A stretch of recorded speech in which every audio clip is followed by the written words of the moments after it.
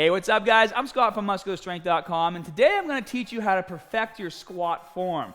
A lot of you guys are having a hard time going ass to grass, also known as ATG, because you're unsure of how to get proper bar placement with or without the pad on the bar. And it's much more than where you're placing the barbell on your back. It has a lot to do with your foot position as well, and what's going to determine where your feet should be as you squat has to do with whether or not you're doing a high bar or low bar when you're squatting, but also how flexible you are. So we're going to go over a few quick things, and after we're done, each and every one of you is going to be able to go to the gym and have a much better squat. Now let's start here with the pad, just because this is where most beginners start. First of all, every beginner thinks they need a pad. You don't. I can understand for some of you who are a bit more on the skinny side, you might want to use a pad because you haven't really built up any meat back here to hold the barbell yet, but there will always come a time where you need to get rid of this, okay? Now, these pads have been floating around for a while. They're much better than a traditional pad because they have the centerpiece right here, which is it's a lot easier to squish, which means you can get this barbell closer to where it should be without it. Now, what I see with a lot of people when they get into position, they come in, and then they actually end up resting the pad more on their neck versus across their traps like this. And that's mistake number one. If you're coming in and you're resting the pad on your neck, and if you're a beginner, you don't know better. It actually feels like this is where the bar should be because of how the pad is shaped. But what ends up happening when the pad's in your neck, as you end up going down, you actually end up, so unconsciously pushing the pad into your neck, which now you have all that weight of the barbell resting on your neck versus your back, which is going to throw off your squat and make you lean forward and cause problems in the future. Now, what you actually want to do, and come back behind me, Ricky, so I can show, instead of having the bar high like this, as soon as you get underneath the bar, pull it down. And even as you pull down, it's going to actually lock the barbell where it needs to be on the proper part of your shoulders. See right here?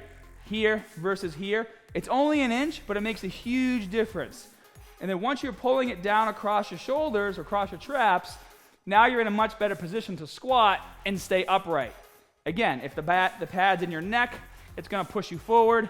If you pull down and hold it here, it keeps you upright, and now you're able to squat.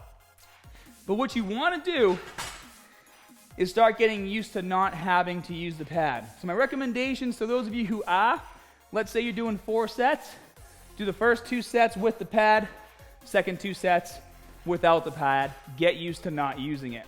Now, for high bar squatting, we'll go over low bar squatting later, or at the end of the video. For high bar squatting, this is where you want the bar positioned.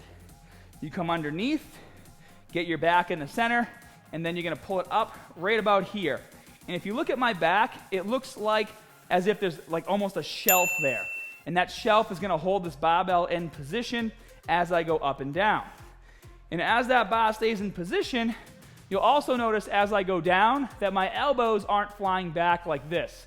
That happens a lot as well. You don't necessarily want to, let me turn sideways, you don't necessarily want to swing your elbows forward like this, but they should be relaxed enough so that as you go down to the bottom, you can move them.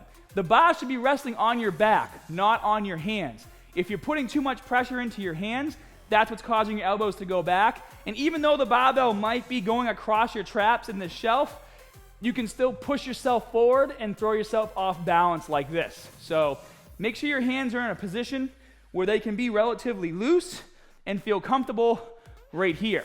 Now, the last part of the equation is your foot position. Now, what I like to do, especially if you're at a gym and there's a Smith machine, that'll make it a lot easier for you to figure this out, but you can do it without one too. What you're gonna do is put your feet kind of where you think they should be when you squat to be comfortable, right? Once you find that position, you're gonna squat down, and then you're gonna go in the bottom position like this. And if you start to feel uneasy or that you're about to fall over, kind of go up and down and move your heels around and move your toes around until that position feels super comfortable, and then return back to the starting position like this. And then look down and memorize this is where your feet need to be when you squat in order to be comfortable. And then continue to do a set of 12 to 15 repetitions with the light weight to let your body start to remember this. You know, we're building up that mind-muscle connection. We're gonna make our body remember what this feels like. And I even recommend doing a few warm-up sets like this first before going into your working sets, just so that when you start lifting the heavy weight, your body remembers where it needs to be. Another thing that holds a lot of people back is flexibility in the ankles. So now we've figured out foot position, we figured out barbell position, but we're still having a hard time really reaching that depth as we get down to here. Now what happens as we go down? Our knees go forward, our shins track forward like this. So basically what's happening is we're going into dorsiflexion of the ankle. There's plantar flexion and dorsiflexion. A lot of people have a hard time flexibility-wise doing this, which is what's happening at the bottom of the squat. So if you don't have much flexibility, as you go down, you're not going to be able to go like this. You're going to get stuck about here. If you get stuck here, that's going to force you to go backwards like that and throw off your squat. So it might be very beneficial to those of you who have a hard time with flexibility to take some time before and even in between your sets, go over to the rack and then just kind of help stretch out that area. Apply pressure forward like this. Hold that stretch for 15 to 20 seconds. Switch to the other side. 15 to 20 seconds. And then even though your flexibility might be really good, still do it the other way as well. Hold that stretch, 15, 20 seconds, and then hold the other side. And the very last thing that might be holding you back from your squatting is actually your shoulder flexibility. And a lot of people overlook shoulder flexibility, but think about it, right? When you have this barbell going across your back, your hands are way back here. If you stand up right now and try to do this, there's no way that my hands are in a position where this bar would go across my back. If anything, it'd be going across my chest. So we're forcing our hands back further than we can move them normally without holding on to a barbell. So if you start to get shoulder pain, or if you can't dip your elbow down, it's because your shoulders are wicked tight and we need to adjust that. Grab a band and just do a set of shoulder breakers, guys. All the way up, all the way down, all the way up, all the way down. And I actually have a video that's, all shoulder mobility exercises. I'll link you guys to that video. Just in case this isn't enough to loosen you up, maybe you have some built up scar tissue and need a little bit more work. But for the average person, shoulder breakers like this, 10 to 12 repetitions, do your set, and then do it in between your sets as the muscles start to warm up. You're gonna feel like a whole new person. So a few quick things before we wrap up this video. Number one, if you're enjoying the content, show that love by tapping that like button. The more likes a video gets, the more YouTube decides to show it to more people, and it helps my channel grow. So for me, tap that like button. It's very much appreciated. And if you want to make sure you never miss a new video upload, make sure you subscribe and click that notification bell. So a really quick tip that I almost forgot to put in, that's why this clip might look a little out of place, sorry about that.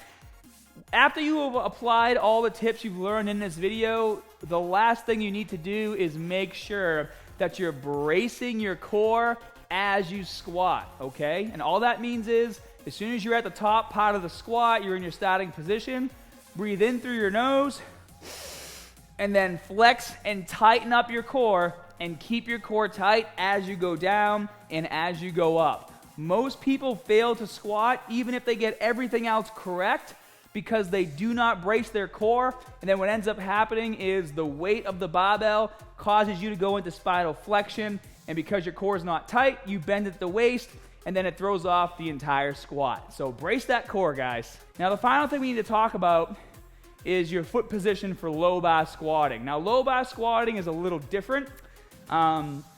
It's probably a lot harder to use a pad when low bar squatting just because of the bar placement. So I'm sure most of you are high bar squatting with the pad. But when you low bar squat, everything changes. Instead of being here, you're actually getting the bar more across the mid back like this. And your hands are acting as a bit of a shelf. Also what happens is because the bar is lower, you're changing the center of gravity of where the weight's gonna be in relation to your lower body. So you're actually gonna bend over a lot more to keep that barbell in line with your hips. And then for the majority of you, your foot position is gonna be a lot wider than if you were to be high bar squatting. For me, my foot position is more like this. So almost double the width.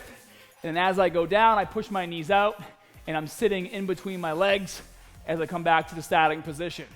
So for low bar squatting, everything else stays the same, except that your foot position is gonna be wider and the bar is a bit lower. So I hope this video helped you guys out. Hope you guys can now go to the gym and do some insane squatting. And if it did help you, take some video of your form and then tag me on Instagram, Scott Herman Fitness, and I'll check it out. And if you're still having a hard time, do the same thing and tag me. I promise you I'll watch the video and I'll do my best to give some tips to help you perfect your squat. If you guys enjoyed the video, be sure to smash that like button. And as always, more good stuff coming soon. See you guys. Did you guys enjoy that video? Well, I actually have another really great video on deadlifts that if you haven't seen it yet, all you gotta do is click the link over here, or you can download my app, Muscular Strength, link below. Go to the article section and type in deadlift, and you not only get the video, but a ton of amazing photos to really help you understand and grasp the concepts that I'm trying to teach in my videos.